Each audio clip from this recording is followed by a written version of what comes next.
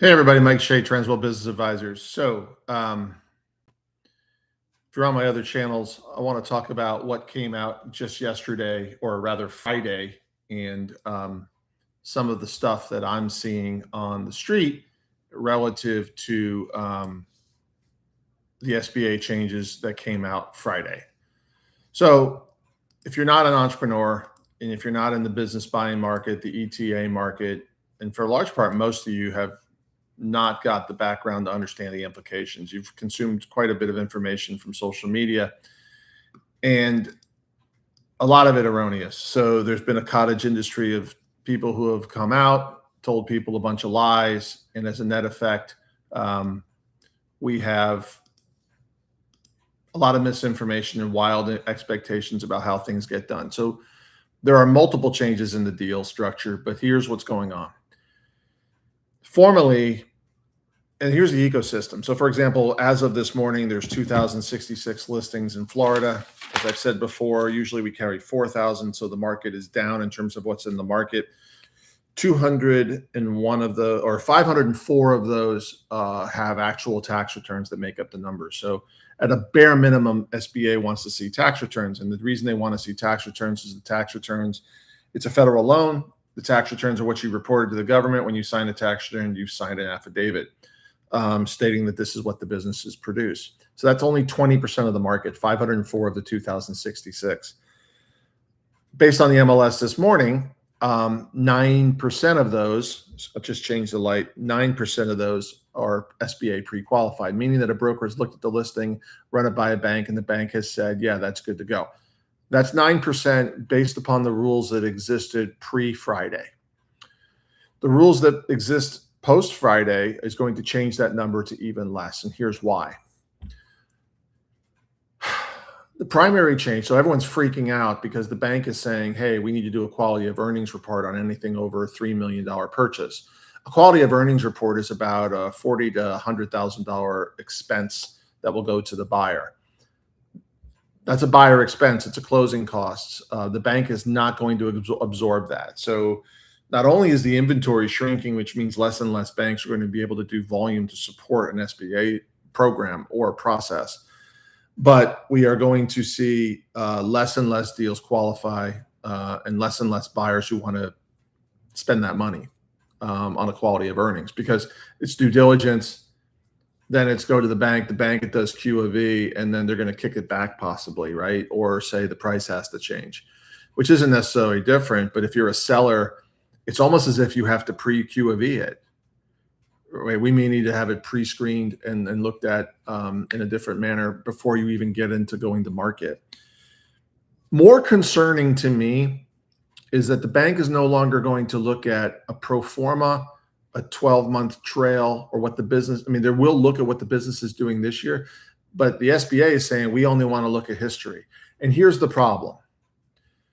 Enough news about exit planning. Everybody wants to clean up their books. We need to clean up your books. You need to clean up your books. But guess what? Most business owners do not clean up their books until the last year prior to wanting to go to market, because they know they have to prove what they're doing.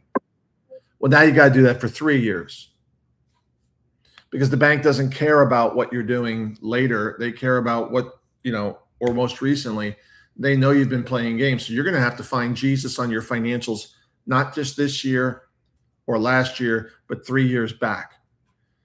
So it's more important that you have decent exit planning, or at least an accountant and an attorney and a financial planner who understand how to put those tools in place. And you as an owner are going to have to change that. So I could give a shit about the buyers right now. There will always be buyers.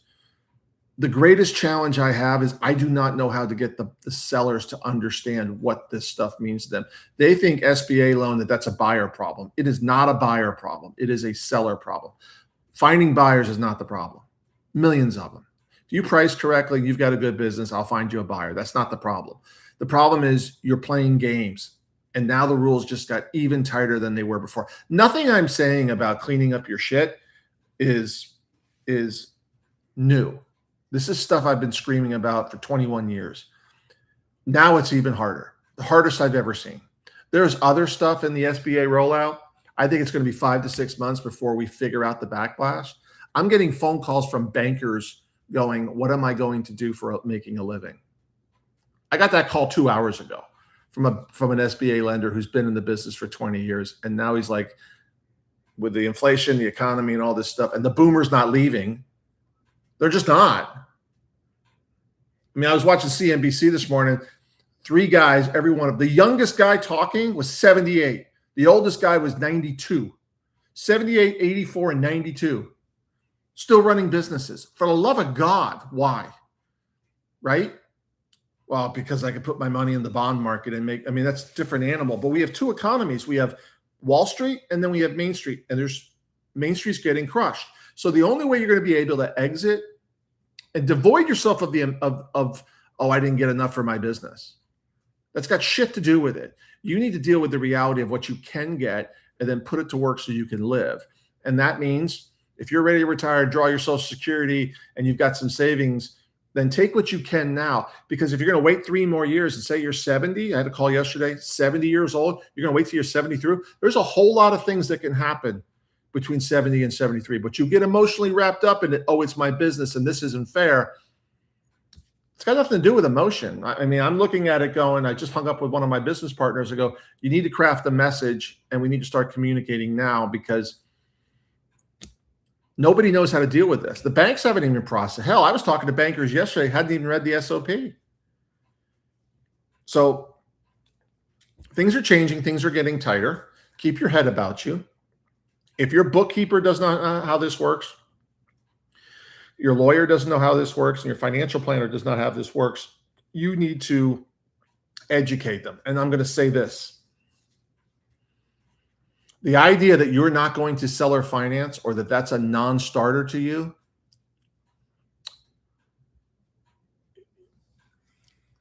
sorry, there are ways to do it. You got away with murder on taxes for years. And I agree. The way people are treated, small business owners are treated by government and banks is terrible, but it is reality. The only way you're going to be able to get anything for Main Street businesses is either cash, and you better be perfect. But if you play games, you are going to seller finance deals. And don't even get me going on what the landlords have started doing, because they're next. They're going to start asking for personal guarantees. They're going to ask you to stay on notes. As the economy gets tougher, all these other people who are in your periphery of running your business are going to put their teeth in. Don't shoot the brokers. We've been screaming from the mountaintops, but you never talk to us to the last minute. And if your accountant or your lawyer tells you not to do a seller financing, ask them who's going to buy the business then and how the buyers are supposed to get the money. Because if the accountant tells you not to do it and they've been complicit in not helping you do tax mitigation in legitimate means, and if the lawyer hasn't told you about the rules of the SBA, then they're not on your side. There's no business transaction that is without risk. And now the rules have gotten harder for the buyer to secure money. And guess what? The buyer's not taking advantage of it. There's rules now. They can't get away with this 5% down crap. Now they got to go 10%. Any investor has to sign on as a personal guarantee. So it's constricting on both ends. The buyer and the seller are in the middle being squeezed by these outside forces. Good buyer, good seller, good terms, and the deal works. If they're not capable of selling or buying the business and running it, don't sell it to them. But you got to clean up your shit right now. Get your margins straight, clean up your books. There's no excuse without good financials. There's no excuse. You've got Claude, you've got AI, document your processes, run your business. Don't let the business run you. And I'm sorry if this message is hard, but it needs to be heard. If you have questions, call me confidentially, 321-287-0349.